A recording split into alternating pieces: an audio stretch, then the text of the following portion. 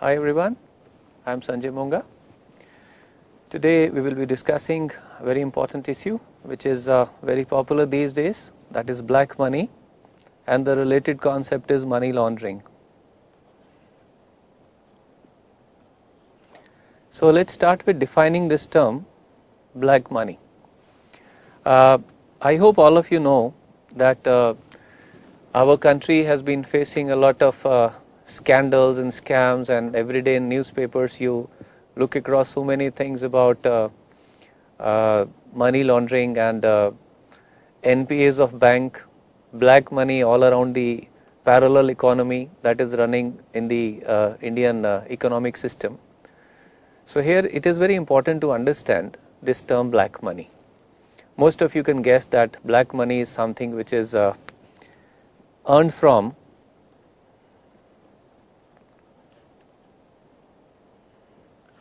some crime. So I can write proceeds from any crime or proceeds of any crime. But apart from this, there is one important thing, that is we have earned something legally, but we have not disclosed it. So it is undisclosed proceeds of any legal thing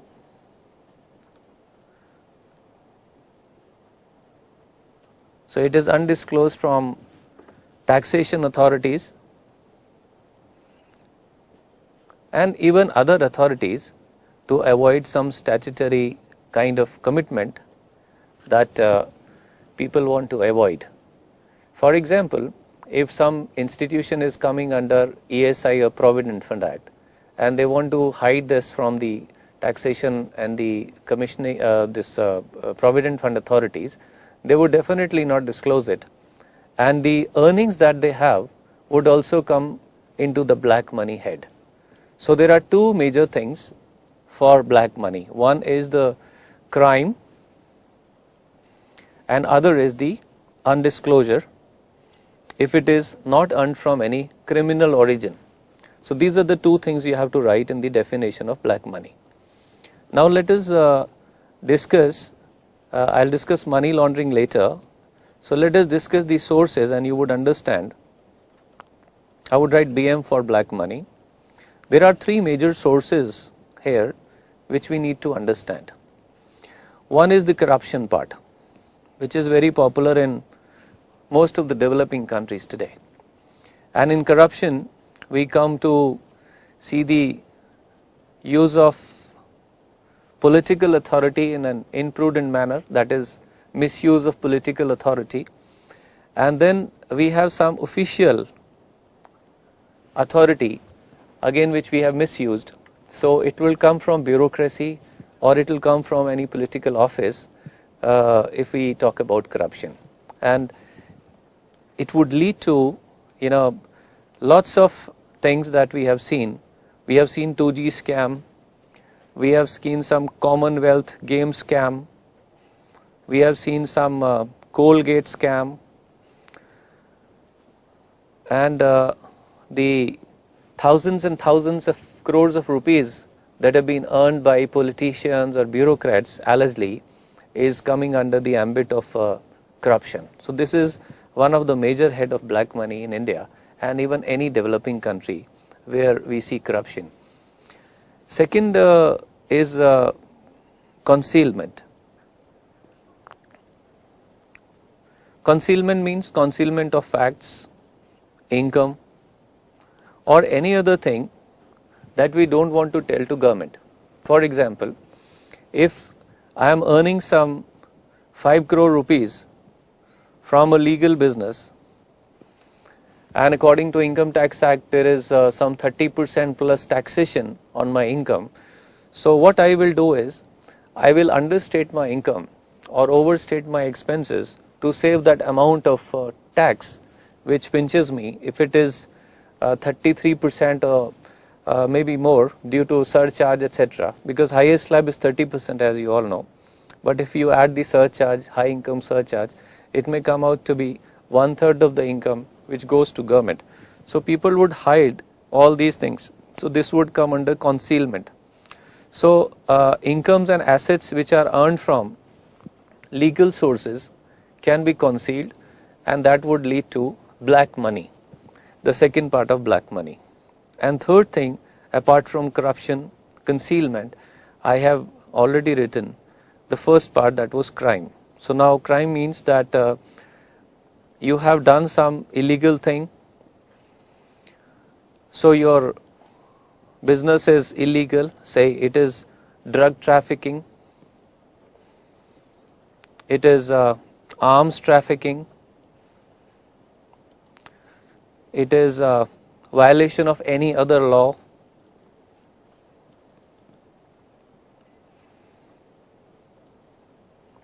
all these things would involve huge money which you cannot disclose to government because you have earned it from some illegal source, and even after paying taxes it would stay as black. So this is the biggest head of black money all over the world, because crime is everywhere. And today there is a new term that we add into this, that is CFT. CFT is combating financing of terrorism, because terrorist activities also are carried out to earn some big money most of the time. So if you are into some crime like terrorism, or you are into drug business, you are into arms business, even human trafficking is involved. So lots of crime involve a lot of money, and then because of the greed that humans have for money, they just hide it from the government, because they have basically violated a law which is punishable offense, and to avoid the punishment they cannot just tell the income also that they have earned from this crime. So both the things go hand in hand, and this leads to a lot of black money being generated in any country, particularly developing countries, as I said. So we have discussed three sources of black money. So please remember that black money has come from two major things. One is crime and other is concealment. So to some extent we can say concealment is also a crime, and corruption can also be a part of the crime. So you can write it here. But I have discussed the three major heads. I have put corruption in the third head because to me this is a very sensitive and important issue for the economy. So these are the three sources of black money which you have to remember, and according to the sources you can create a definition for black money. As I have discussed, that it is proceeds from any crime, and second is that it is undisclosed income or asset which you have earned legally, but you don't want to pay taxes, or you want to avoid some statutory obligations that you have otherwise, and that is why you are concealing the facts from the government. So black money is defined, the sources of defined. Now I am coming to the effect, how it is going to damage. The effect of black money on the economy is the next thing that you have to understand. So first effect we have already understood, that it would lead to generation of a parallel world which we call as black economy, parallel economy, underworld economy. There are so many names that we come across. Second is that it would lead to some unproductive investments in the economy. You can understand that money earned from black sources, that is illegal sources, cannot be utilized properly, because once you start utilizing that money as white money, you would come into the picture, and then there would be some legal hassle that you have to face. I'm using you, I should not use. I mean, I'm talking about people who are earning black money. So it would lead to unproductive investments in the economy. Then it would increase the wastages, because most of the time the money earned from black sources is wasted in buying some, we call them ostentatious goods, that is goods of prestige, something relating to prestige symbol. So these type of ostentatious goods are more in consumption when you earn a lot of black money, and people who have hard-earned money cannot afford these kinds of goods. So that is why that kind of economies have less on ostentatious consumption. So wastages and the prestige symbols are common to all these economies where we have a lot of black money. We would always see increase in crime rate in the economy because the money going to criminals will make them even more powerful, and when there is a nexus between the political people, even the people in governance with the people who are in crime, there would be lots of problem in the economy. Corruption would increase, the crime rate would increase, and even the prices would increase.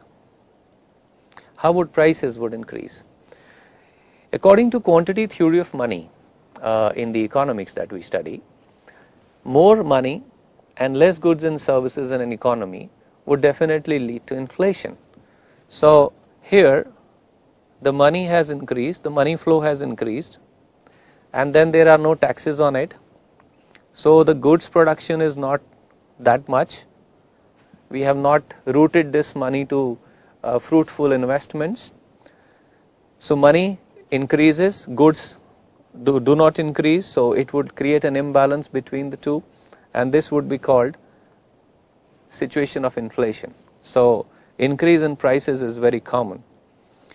Then I have economic inequalities. The poor would become poorer and the rich would become richer when there is a lot of black money, because the system of taxation in an economy would neutralize the gap between the two. According to taxation principles, we have to make that rich person little poorer by imposing taxes, and we have to make the poor person little richer by giving him subsidies or something. So the gap between the two, that is income inequality or wealth inequality, is neutralized or balanced by way of a system of taxation. So when there is black money, it is untaxed, and when it is untaxed means the purpose of taxation, that is filling the gap between the two, we call it redistribution of resources, that is not possible. So leading to income inequalities. I'm coming to the next and probably the last one, that is involvement of criminals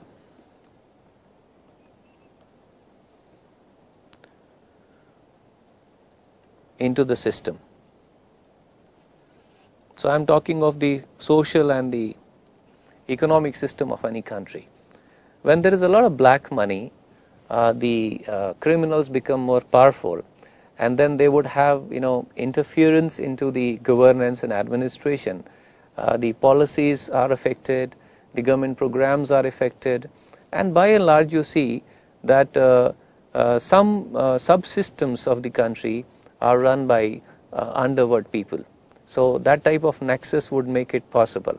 But if black money is not generated and there is a strong administration, obviously the system would be clean and it will not be run by criminals. So here we studied the effects of black money. So let's go through all these points again. First was parallel economy. We also call it shadow economy. In preliminary examination, sometimes these type of terms are asked. You have to define these terms. Shadow economy and parallel economy and black economy all are same. Unproductive investment was my second point. When you have earned something legally, you would invest it also legally. When you have not earned it from a legal source, you would invest it in some illegal or kind of thing. And then we would be using money laundering, which we will be discussing after this. Lots of wastages in the economy. The goods and services that are used, that are bought by these kind of people who have black money, huge black money rather, that would not be very productive kind. So wastages are increased. And I have told you the prestige. So the prestige symbols means lots of luxury cars, lots of money spent on building beautiful houses. So all that stuff would be called ostentatious goods consumption, right? I have told you about the crime and corruption rate being increased, and then I have told you about the prices. Here we discussed that too much money, so if money is more, goods are less, it goes like this, so it would lead to inflation, and then inflation and a poor system of taxation would go to generate inequalities in income and wealth. Inequality is discussed in both ways. First, there will be inequality of income. Second, there will be inequality of wealth. Together, we call it economic inequality. And the last point we discussed was involvement of criminals into the system. System here means administration, governance, or even the social system of the country. So these are some effects of black money on the economy. My next thing that we have to study is causes. You can easily guess now what happens if we see a lot of black money. What are the causes? Number one, there is a lot of corruption in the system. So widespread corruption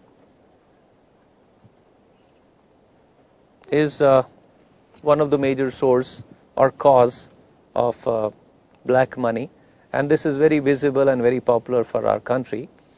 Second is poor implementation of laws.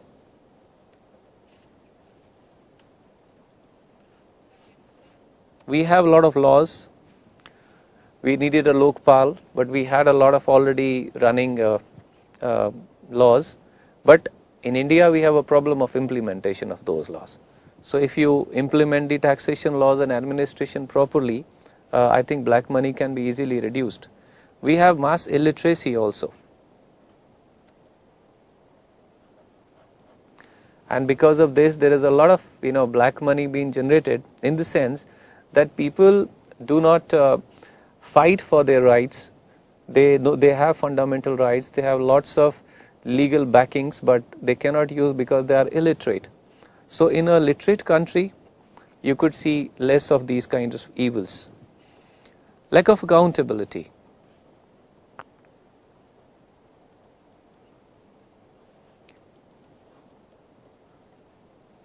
So my government officials and my political officials, they are not accountable in most of the cases. We don't have clear-cut responsibility, authority and accountability fixation in the governance. And if anybody is doing some wrong thing, it is very difficult to prove that he has done some fraud or kind of corruption, and you cannot fix the accountability of government officials. So if they are doing anything wrong and they are making good money out of it, it is difficult to prove. So accountability system has to be improved to handle this issue. Lack of transparency also is a connected thing. When the government becomes transparent, like we have these days some RTI kind of things coming up, so right to information. So these are some tools in the hand of people where they can catch hold of these kinds of political things, political figures and those people in governance, and with improved transparency it would be very easy to catch the problem of black money. Then we have loss of ethics. See, in the society we lack the the kind of ethics that we have. So the morality is another issue. People who earn black money, they are not treated as hardcore criminals. If they are enjoying good lifestyle, some people would like to follow them. They are fan of these kind of people. So ethics is one of the major issues in governance also, and in social life also here, which we are talking about. And the last one is complex taxation structure. So the taxation laws are very complex and it contains very high tax rates.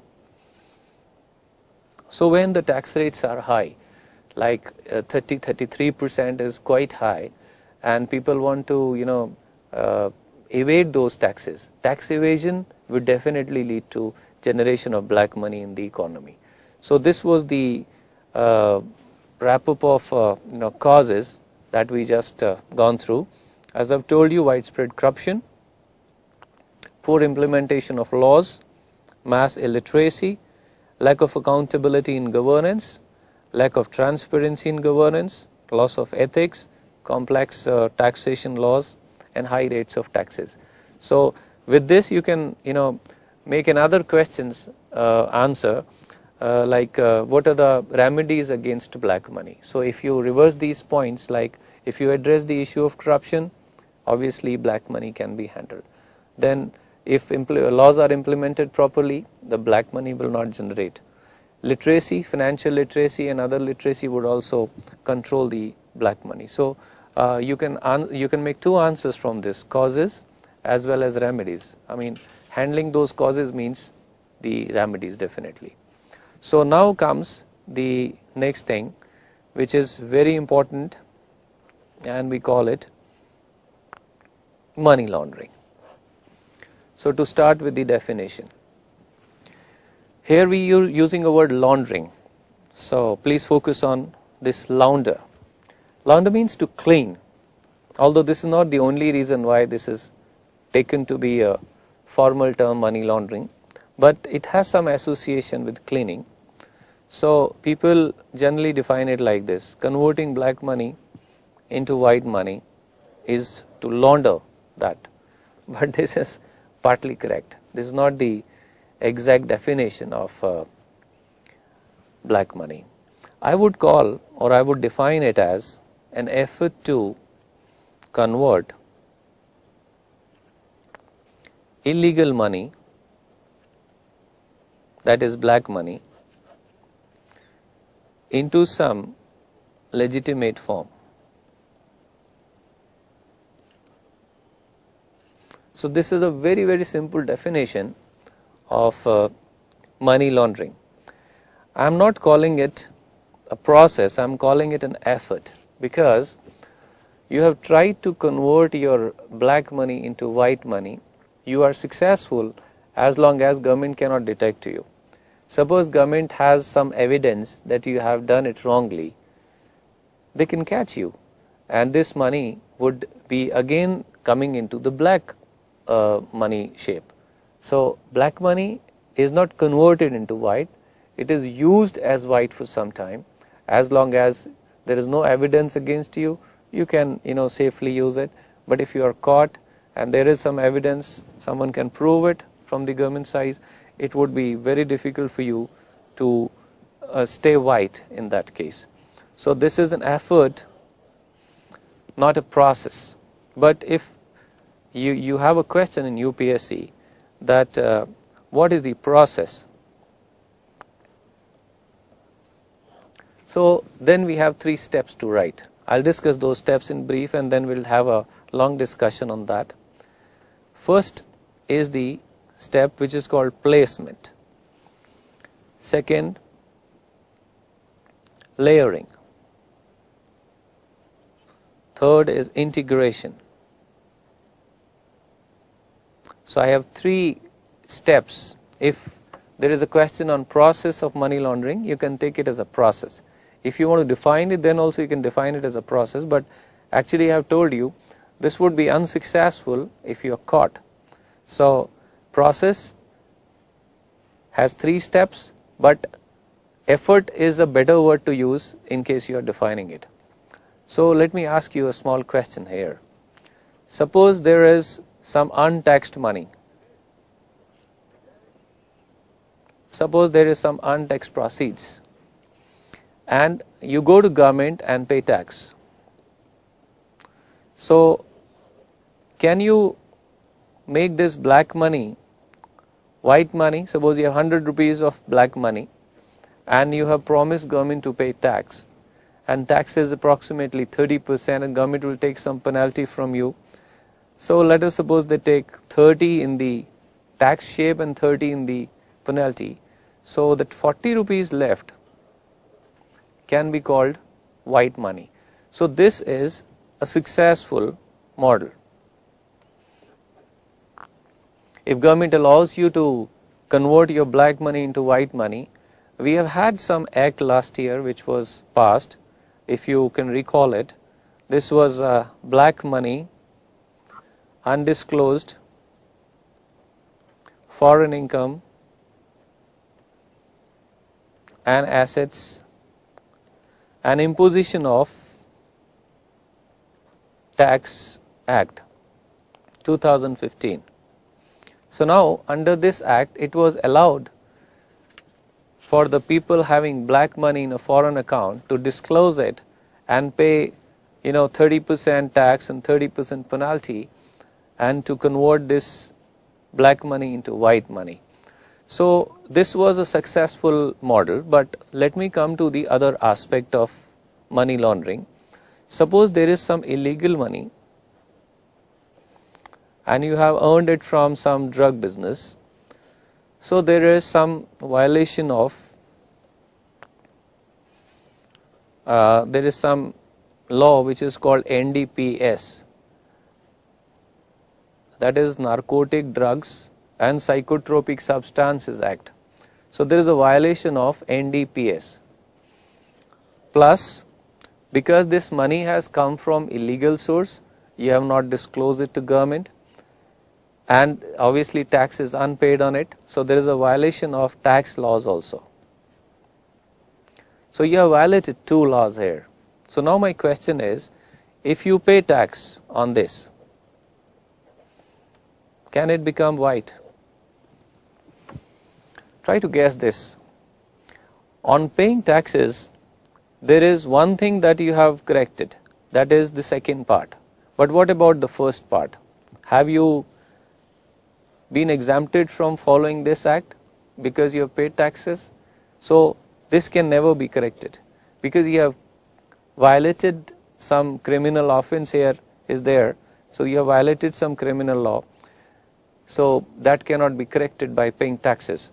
So this kind of black money can never become white money. Even after paying due taxes, you have to correct this part, which is not possible now. So people have, found a way for coming out of this, and that way is called money laundering. So let me come to discuss now the purpose of money laundering is to handle this area which we have just discussed, because people have violated some act. So money laundering may, then we have three steps which we just enlisted: placement, layering, and integration. So now how people do? First of all, there is some black money earned and you don't want to tell it to government. What will you do? You will change the shape of this black money.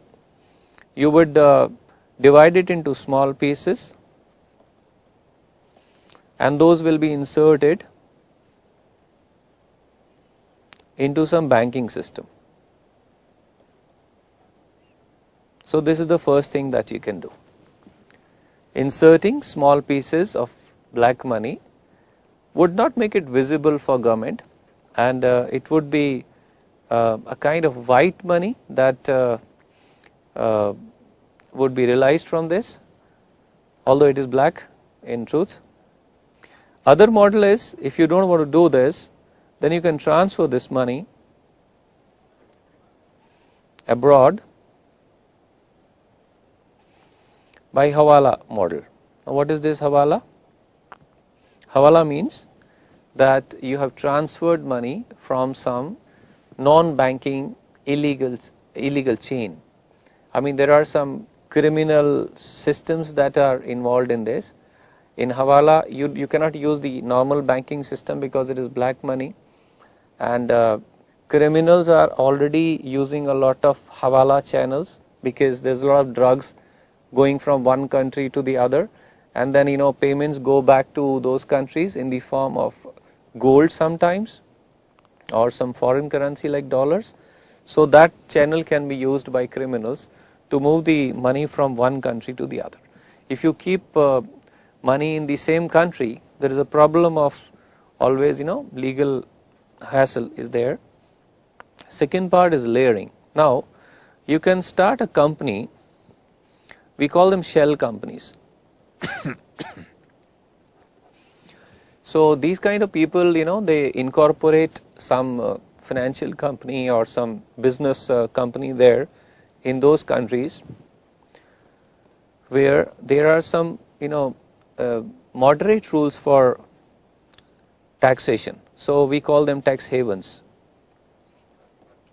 There are more than 70 countries in the world which are tax havens. So either there are no taxes or there are low taxes, and probably there is a lot of bank secrecy, as you have heard about Swiss banks. So there are countries like Mauritius, Hong Kong, you have Macau, you have Bahamas, you have British Virgin Islands, you have Cayman Islands. So there are some long list of tax havens where you can transfer money. You go there for some time, open some shell company there. Shell means that andar se wo khali hai, it's hollow from inside. Bahar se it is structured, so it looks to be a good decent company. You have heard of many names recently in Panama Papers, Panama leaks, and lot of decent people were involved in that thing. So those kind of companies which are run by these big people, so-called big people I'm saying, are called shell companies. So this is what they do. They open up a company and then they would do a lot of transaction between those companies, from one company to the other, from other to the other, from other to the other, and the money rotates in many names, in many countries, in many companies. So when this kind of rotation is done, the evidence or the trail part becomes very difficult, and that is the purpose of layering. If you create 4, 5, 6 layers, the evidence would automatically disappear after some time, and the origin of the transaction would be quite away from the destination, and governments would find it very difficult to track and trace the truth of the transaction. So layering will make it tough. Now comes the last step, integration. So integration means that you had some money which you have moved through some other country, maybe tax haven, and this is the original country, and then you have done a lot of transaction within those tax haven, one or more. You might use some companies, you might use some countries, as I have told you. So after rotating this money, now is the time to bring it back to your home country, because ultimately it is your money, you have to use it in the homeland. So you bring it back, and this bringing back is called integration. So integration can be easily done in terms of foreign investments. So you could see lots of foreign investments in India, FDI, FII, all that coming from tax havens only. Mauritius had been a bigger source in many years. These days you're using Hong Kong and Macau and so many other channels. So these foreign investments, foreign direct investments, foreign portfolio investments, participatory notes, depository receipts, and external borrowings, and best is loan back. So it is a loan which is given by a shell company to an Indian company, and just to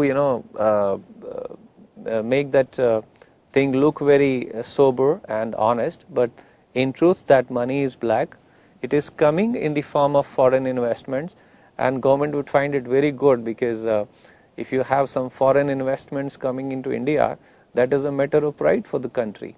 And today we are having programs, government programs like Make in India and lots of other initiatives where we are attracting foreign equity, and the government is praising all these stuff. But in truth there are certain transactions which are actually money laundering transactions. So within that parcel of good you have a lot of bad things involved, and this is how it goes. So we discussed, let us have a look on this again. Money laundering, let's have a look on the process. It is the process of or effort of converting black money into white money. This is the definition, and it involves 3 steps. First step is placement, second step is layering, and third step is integration. Placement means placing that into some financial system. Best is a banking system. Second is layering. Layering means rotation. You have to create some companies, you have to create a legal structure, and here you can use home country states or you can use foreign countries which are called tax havens, and you have to move this money into many transactions. And thirdly, from that foreign source you have to bring it back to the home country, and then we call it integration. So 3 steps. I hope you all understood the 3 steps. So money laundering process and the definition is over. Now we are talking about the measures. This is a big problem for many countries, even developed or developing countries. So lots of international effort is on. Domestically also, Indian government is very serious about it. In every elections you have the issue of corruption, issue of development being shared by political parties. The current government has also shown its commitment. I don't know to what extent they would be successful, because the problem is very deep rooted. It is very difficult to even calculate how much money is black, Indian money, black within India and abroad. So nobody has even given us a correct picture. Somebody is saying 500 crores, somebody is saying 5,000 crores. So lots of things are coming up, and everybody seems to be very serious. So we will come to understand the measures from first of all international authorities, and then we will discuss the national. So let me discuss international measures. So the very first thing that was about money laundering that came into picture was United Nations. If I go back to 1985, United Nations declared this money laundering and terrorist financing as truly international problems. These are the 2 international problems, because whenever we have some crime, it generates huge money, and that goes to black money, and then you need a lot of money laundering to use that money as white money. So money laundering and these crimes are integrated. So United Nations said that money laundering and terrorist financing are international problems. So when there are international problems, it means that the solution can only be possible on multinational basis.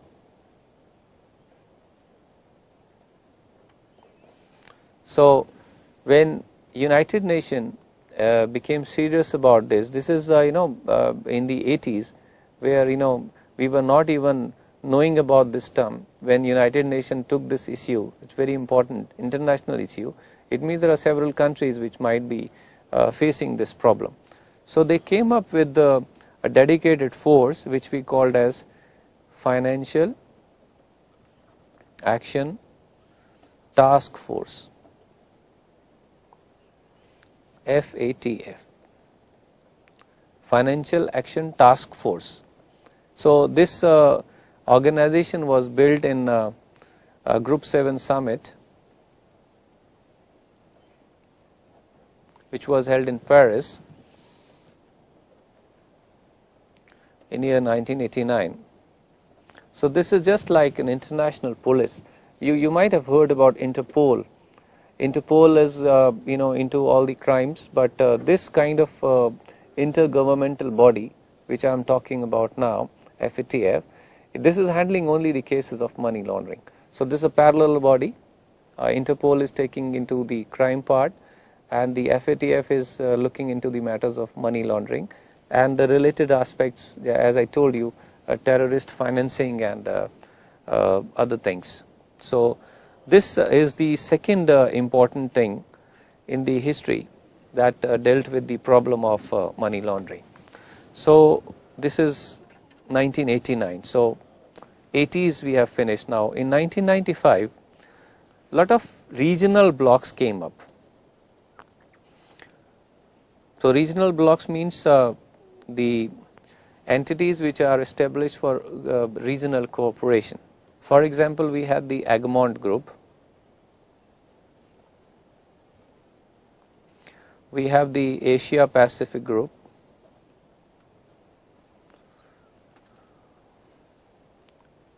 we have the Eurasia Group. So all these groups came up in the 90s and they addressed this problem of money laundering, and mutual cooperation was solicited from the member countries, and global cooperation was taken to be the key to handle this problem of money laundering. So these regional cooperation blocks, and even we are talking about money laundering in BRICS Summit, in G7 Summit, in G20 Summit, everywhere this is a public issue now, which most of the representatives from different governments are taking into. So there are some organizations here like OECD, Organization for Economic Cooperation and Development. You all know about World Bank. You know about IMF, International Monetary Fund.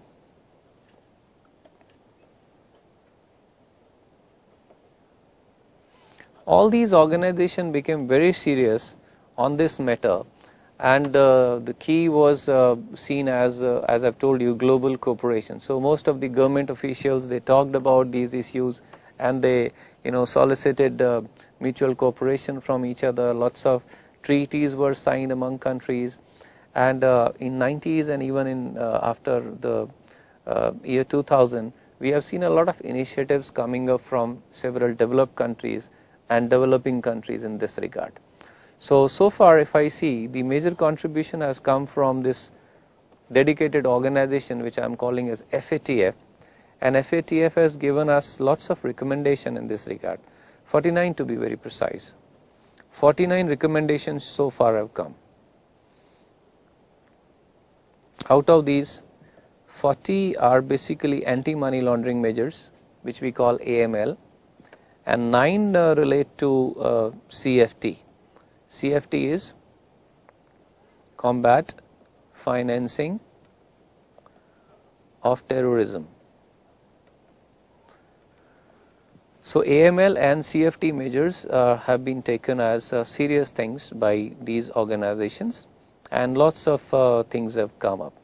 In between, if I talk about banking norms, we can discuss the role of Basel committee also in this. There is a place in Switzerland called Basel. If you go to Switzerland, do visit. So Basel committee on banking supervision. This is an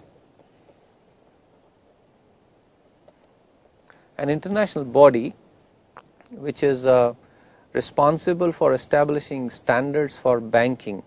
So banking norms are basically prescribed. So we have Basel norms 1, Basel 2 and Basel 3 into force. India is committed to abide by all these Basel guidelines by 2019, and 1 and 2 are already on. So these all contain secretly the issues of money laundering. So most of the things coming from the banks about KYC, that is know your customers, has come from Basel only. So because customer the bank is the first organization who comes into contact with all these criminals. So most of the time what happens is that when these criminals come into banks and they do some small deposits, which we call as placements, it is very easy to understand if there is some criminal involved in this by the banking officials. There is a lot of suspicion that can arouse there. So if there is some suspicious transactions that come, so bank officials can report to the taxation authorities about such transactions, and then it would be easy for the authorities to catch. And because the bank is the first organization, so you have to start with the banking norms. So Basel committee has given us a lot of norms on this already. So last thing that we have to study is the initiative taken by Indian government.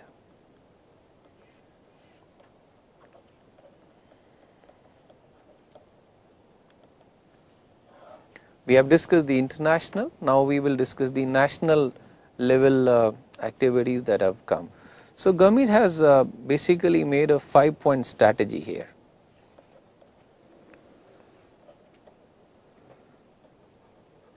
Government has started addressing this problem through 5 different kind of policies, and we call it 5-prong strategy or 5-point strategy, in which the 5 points are: number 1, that Government of India has joined all the global organization. So we call it joining the global crusade against money laundering.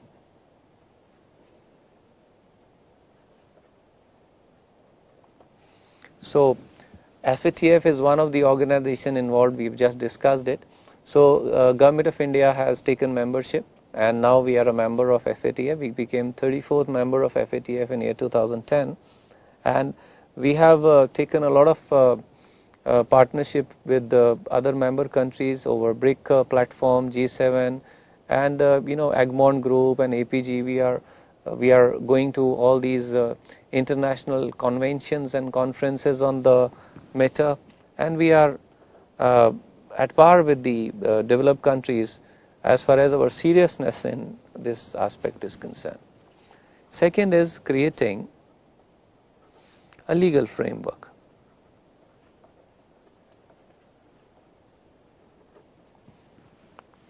So if we talk about law, we have passed an act which is called Prevention of Money Laundering Act in 2002.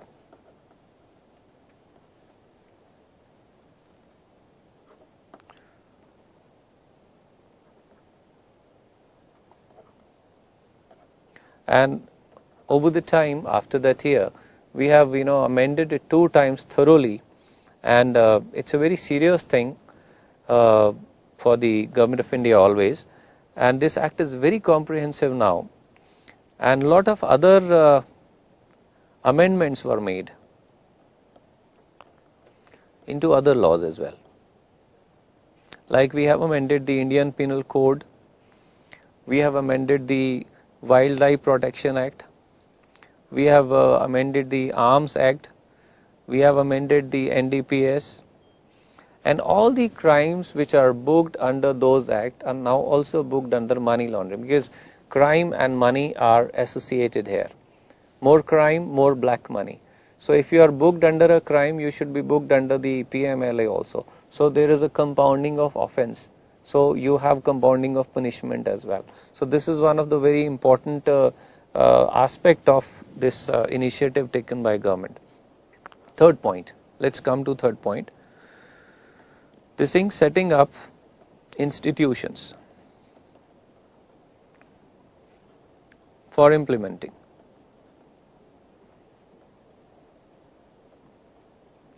So Government of India has set up 2 bodies here. One is the Financial Intelligence Unit.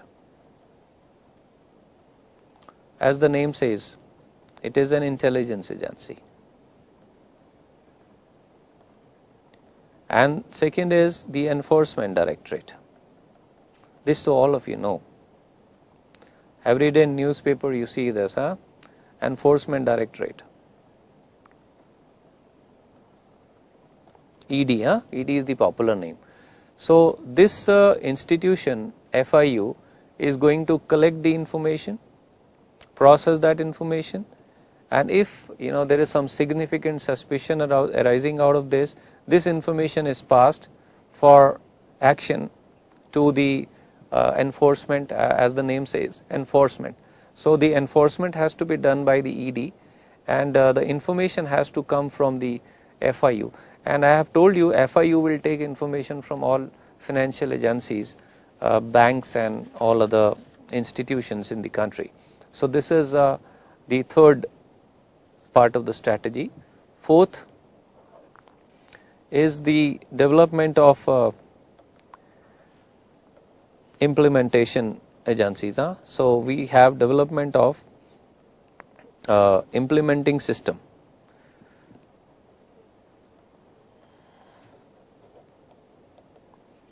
So there has to be a system which would work with these agencies. Now what is that system? Number one, we are collecting the regular reports from the financial institutions. Thousands of reports are created by banks every day. These reports are generally called banking intelligence reports, but their names I am telling you. First is the suspicious, let me tell you side by side. One is the suspicious transaction report. So if bank has any suspicion about some transaction, some person, some documents submitted by an account holder which are false, some ID proofs which are fake, so all these things would arise suspicion, so they would come under STR. First thing is STR, suspicious transaction report. Second is cash transaction report. So if there is some account involving huge cash, some huge cash is deposited or withdrawn, and government official, the bank officials have some suspicion about the account holder, this can be taken into CTR. And then there is counterfeit currency report. Counterfeit means fake currency.